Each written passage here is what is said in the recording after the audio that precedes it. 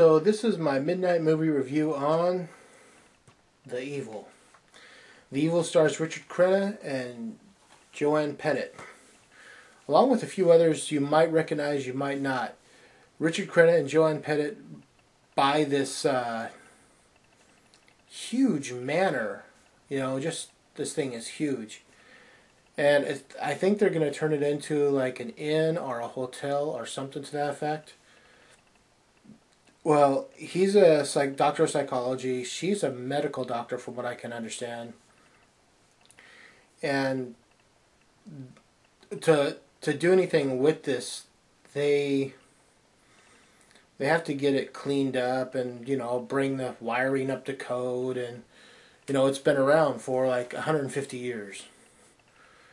And I guess they got it for like a really great price. So they buy the place, they get some friends to come up, help them clean it up, fix it up. And what happens? Turns out it's haunted. But it's not really haunted. I don't want to give away too much of this film. If you haven't seen it, please check it out. Shout Factory, like I said before, did a great job doing a transfer on this movie. The sound is pretty good on it.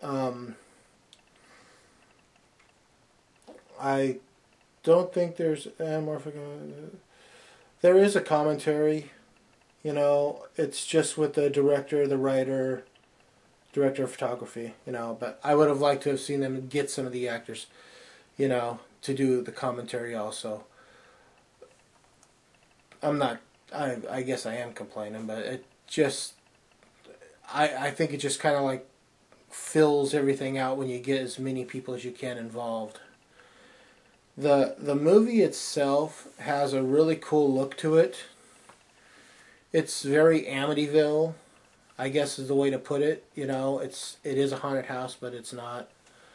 Ricahrd Crenna does a great job, as always, being the man in control. And you got Victor Buono, I believe is how you pronounce his last name, popping up in the last act of the film as one of the coolest portrayals of a character you'll ever know. If I had to give it a rating, see, I can't really say too much about this film, mainly because if I do, it just gives way too much away. I said it in the DVD, the Corman's Corner, that there are a lot of really cool special effects in this movie, and I would have loved to have seen how they did it.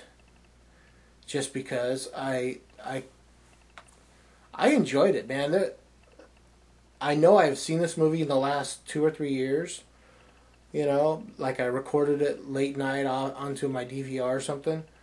But I enjoyed it. This is a really, really cool movie to watch. What would I give this as a rating? I gave Humanoids from the Deep like 3 chainsaws. That's definitely where this is. This is worth 3 chainsaws. This really is. Yeah, I'll give it 3. Wasn't quite sure where I was going to go with that, but yeah, I'll give it 3. That's an easy one. Now I got enough time, so I might as well do the midnight movie review for Twice Dead. Twice Dead takes place in 1986, I believe it is. This family inherits this. Again, they kind of took 2 movies that are similar and they put them on one thing. So they inherit a house, and they don't know, but the house is haunted. It's haunted by this actor from the late 20s, 1930s. And there is a connection to the family. Everyone that's in this movie does a really good job, with the exception of Todd Bridges. Even though Todd Bridges was like on Different Strokes and did a few movies, his acting seems a little forced. And he looks like he's about 5 years old. 5 years too old to be playing a teenager. It almost looks like he's got a receding hairline going already. it was kind of funny. I just kind of like looked at them thinking, oh yeah, okay, yeah. They're supposed to be like the best of friends, you know. Jill Whitlow, as I mentioned before, she does a great job in this. This movie has a lot of really cool elements to it. Um, there were some things you can see, you know, if you have that trained eye, you can see coming. There are other things that were like kind of cool. I don't. This, like I said, this family inherits this house, and from minute one, they show up at the house, and there's this gang, this gang of thugs, and this gang of thugs are basically using this old beat up house as their local clubhouse, you know, and they don't like the fact that they've just been legally kicked out of their clubhouse, and this family's taken it over. And so the gang of thugs is basically just tormenting these two kids. They don't bother tormenting the parents at all. You know, they just torment the two teenagers, the Jill Whitlow and the guy that plays her brother.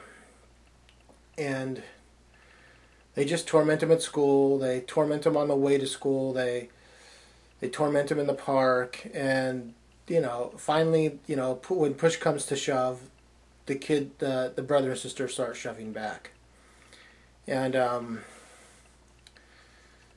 then there's also a subplot B, which I can't tell you about because you gotta watch the movie, man. You gotta check it out, see what it's about. The movie is Twice Dead. It's right here. I say check it out. I will try to leave the link for Shout Factory down below. This is the 13th Wolfman, and I'm on the prowl.